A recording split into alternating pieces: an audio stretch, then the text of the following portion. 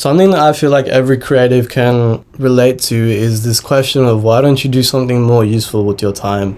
This creative work that you're delving into with your life maybe isn't the best opportunity or the best thing that you can do. It is a stereotype, but stereotypes are based off some truth. And today we're going to be going through how you can combat this mindset that most people have and genuinely be fulfilled and have a purpose in the work that you do.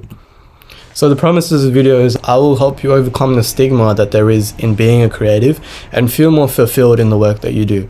So who am I? Starting off, I am a VFX director in the film industry. I've worked and directed my own short films, and I run a Melbourne-based streetwear brand. My name is RK. I help young creators monetize their craft in a fulfilling way. First of all, respect to you for clicking this low dopamine educational video compared to the more clickbaity videos on your feed. Something that would help both me and you is if you scroll down, click the subscribe button down below to see more educational content like this on your feed, not just from me, from other YouTubers. I would love to have a chat. If you're an aspiring creative, once I gain your trust, if you can relate to some of the things that I'm saying in this video, it's the first link down below. So the key factors we're going to consider today is in targeting the stigma is where the stigma comes from, purpose matters, and the actionable steps you can take. So number one, the stigma. Especially in Australia, I think the stigma comes a lot from the subsidizing of creative degrees. Something that happened quite a while ago, especially during COVID-19, is there was a big push for STEM degrees, and every arts degree doubled in price while every STEM degree halved in price.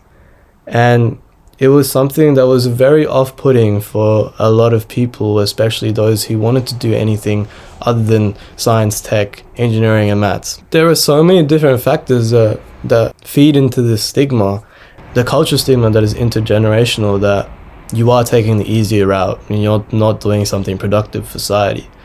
Understanding that although these do come from some sort of truth, that there is a lot of power in the automatic and manual thoughts that you have on a day-to-day basis. Even if you say it doesn't get to you, it does. Like, you can be thick-skinned and everything, but the way you talk and the words that you hear are very influential on your day-to-day basis. So now we're going to go into purpose matters.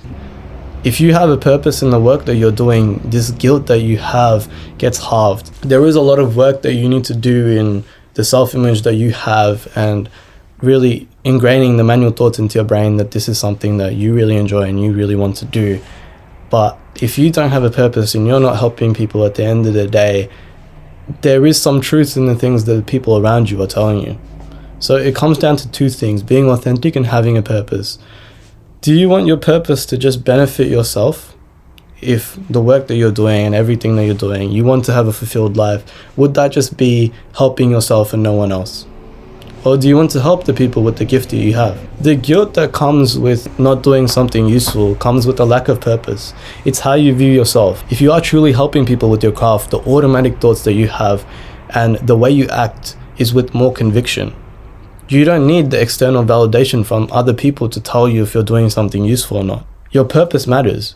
If you're not helping people, you yourself will not feel satisfied in the work that you're doing. Another thing you need to understand is it a hobby or are you a creative? Is creating a form of therapy for you and self-exploration, or are you doing this because this is something that you want to do with your entire life? Finally, we're going to go into some actionable steps you can take.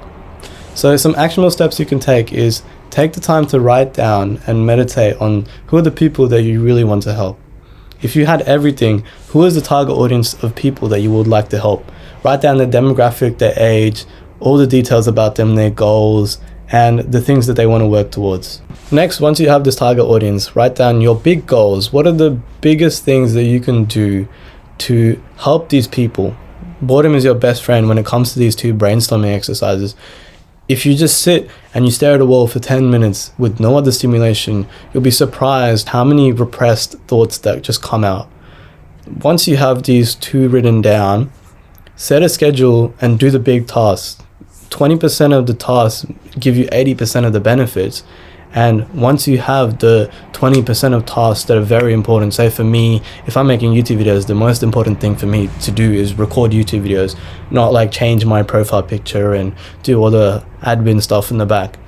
Another concept, so when you're setting a schedule, you need to set a concrete time for when you're going to do this thing.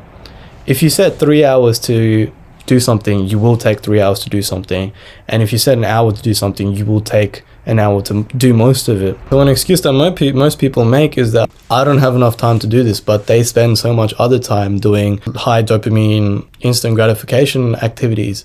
If you just take an hour out of that and insert an hour out of this, you'll be surprised of how much work that you can complete at the end of the day and how much more fulfilled you feel. Completing fulfilling work during the day helps with so many things. It helps with your mental health, it helps with your sleep, and it helps with just your overall life quality. Final step is just stay consistent, and slowly as you grow, you find yourself that you can increase this time that you've set for yourself. And while you increase this time and the more work you produce, the benefits that you get in return for this time that you've spent grow as well. So the key factors that we went through today is where the stigma of being creative comes from, why purpose matters, and the actionable steps that you can take to find your purpose and overcome the stigma. So the promise that I made at the start of this video, it was I will help you overcome the stigma that there is in being a creative and feel more fulfilled in the work that you do. Again, if you're an aspiring creative and you are resonating with some of the things that I'm saying, I would love to have a chat with you on how you can monetize your craft in a fulfilling way. It's the first link down below. Thank you very much.